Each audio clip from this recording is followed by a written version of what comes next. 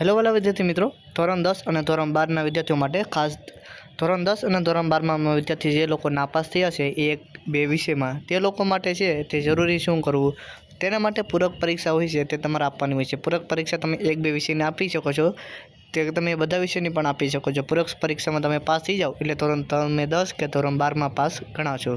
તો તેના માટે શું કરવું અને તે વિગતવાર છે તે આ વિડીયોમાં ખાસ કરી જાણકારી આપવામાં આવશે. તો વિડીયોમાં બના રહેજો, કમેન્ટ કરી દીજો અને ચેનલને સબસ્ક્રાઈબ કરી દીજો. તો ચાલુ કરીએ વિડીયો. તો વિદ્યાર્થી મિત્રો, સૌપ્રથમ તમારે ગૂગલ ઓપન કરી લેવાનું છે. ગૂગલ ઓપન કરશો એટલે તમારા સામે કંઈક આ રીતની વેબસાઇટ આવી જશે, જેમાં તમારે પહેલી વેબસાઇટ છે તેને નીચે સ્લીપ કરશો એટલે બીજી વેબસાઇટ છે તેમાં તમારે ટેપ કરવાનું રહેશે. તેમાં તમે ટેપ કરશો ને એટલે તમારા સામે કંઈક આ રીતની વેબસાઇટ ઓપન થઈ જશે. જેમાં તમે અહીંયા જોઈ રહ્યા છો ધોરણ 12 વિજ્ઞાન પ્રવાહનું તમે જે રીચેકિંગ કરવા માંગતા હોય તો અહીંયાથી તમે કરાવી શકો છો. તો ધોરણ 12 સામાન્ય પ્રવાહ ફેબ્રુઆરી 2026 માટે ગુણ ચકાસણી અરજી કરવા બાબત. તેને પછી અહીં જોઈ રહેશો માધ્યમિક પ્રમાણપત્ર પૂરક પરીક્ષા 2026 ધોરણ 10ના પરિણામ બાદની કાર્યવાહી બાબત તે છે. તે અહીંયા આપણે જોઈ રહેશો તે જે પૂરક પરીક્ષા હોય તેનું માટેનું પરિપત્ર છે. તેને પછી નીચે ક્લિક કરશું ને એટલે ધોરણ 12 છે સામાન્ય પ્રવાહ અને જે વિજ્ઞાન પ્રવાહ છે તે લોકો પણ અહીંથી આપણે રીસેકન્ડ કે પેપર છે તેમાં પૂરક પરીક્ષા આપી શકે છે. તેને માટેનું પણ PDF અહીંયા છે તે વાંચી શકો છો. તો આપણે અહીંયા જોઈ રહ્યા છો નીચે સ્લીપ કરશું એટલે સૌ પ્રથમ આપણે ધોરણ 12નું જોઈએ અને ધોરણ 10નું જોઈએ. તો ધોરણ 12નું વિજ્ઞાન પ્રમાણનું છે તે છે. ધોરણ 10નું છે તો આપણે જોઈ રહ્યા છીએ ધોરણ 10નું ગોતી લઈએ.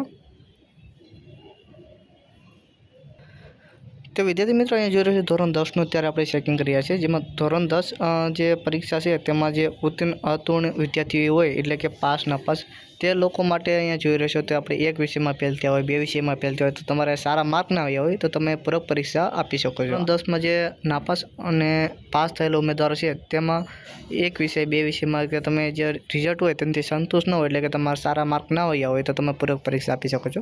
તેના માટે જોઈ રહેશો નીચે આપણે જે છે તે પૂરક પરીક્ષાનું જે અલગ અલગ જે આવેદન અને અલગ અલગ બોર્ડ વેબસાઇટ છે તેનું આપેલું છે. તો અહીં જોઈ રહેશો તમારે જે આ પૂરક પરીક્ષા તમારે દેવી હોય, જેમ કે એક વિષયમાં બે વિષયમાં તે નાપાસ થયા હોય કે તમારા માર્ક સારા ન હોય, જેમ કે ગણિતમાં તમારે સાલી માર્ક આવ્યા હોય તો તમારે મહેનત કરી અને એમાં વધારે માર્ક લાવવા હોય, 80 માર્ક લાવવા હોય, 90 માર્ક લાવવા હોય તો તે વિષયની તમે પાછી પૂરક પરીક્ષા આપી શકો છો. તેમ સેમ છે ધોરણ 12 લોકો માટે સામાન્ય પ્રવાહ અને વિજ્ઞાન પ્રવાહ માટે. અત્યારે ધોરણ 10નું આપણે જોઈ રહ્યા છીએ. તો અહીં જોઈ રહ્યા છો તમે, તેમાં ખાસ ધ્યાન આપવાની બાબત છે. તો પૂરક પરીક્ષામાં શું કરવાનું રહેશે, કેટલી ફી રહેશે તે આગળ જોઈએ અહીં આપણે.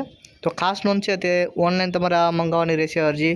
તેને માટે તમારે સ્કૂલે જવું પડશે કે ઓનલાઈન તમે અરજી રહેશે તો તમે સ્કૂલે જશો તો પણ થઈ જશે. તો અહીંયા જોઈ રહેશો ઓનલાઈન અરજી કરવાની શાળાને મોકલવાની રહેશે. તે ઉમેદવારની ફીની વાત કરીએ તો એક વિષય માટે 155, બે વિષય માટે 225, ત્રણ વિષયો માટે 285, ત્રણ વિષય કરતાં વધારે હોય તો 415 રહેશે. અને ખાસ નોંધ, બહેનો માટે છે તે બહેનો અને દિવ્યાંગ ઉમેદવારોને સરકારશ્રીએ પરીક્ષા ફી ભરવામાંથી મુક્તિ આપેલ છે. એટલે કે જે બહેનો માટે છે તે લોકોને કંઈ પણ ફી ભરવાની છે નહીં.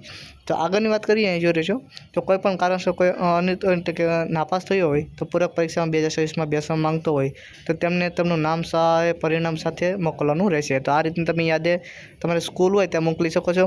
સામાન્ય વિદ્યાર્થીઓ અને શારીરિક માનસિક દિવ્યાંગ ધરાવતા ઉમેદવારોને સરળ થઈ શકે છે. આ રીતનું તમારે સ્કૂલે જઈ અને આપવાનું રહેશે અને ફોર્મ ભરવાનું રહેશે. તે અલગ અલગ ફી છે એ રીતનું તમારે જે મોકલવાનું રહેશે. તો ખાસ કરીને વિડીયો પસંદ આ રીતનું તમારે ધોરણ 10નું હતું તેમ ધોરણ આપણે 12નું છે સામાન્ય પ્રવાહ અને વિજ્ઞાન પ્રવાહનું આ રીતનું સેમ છે.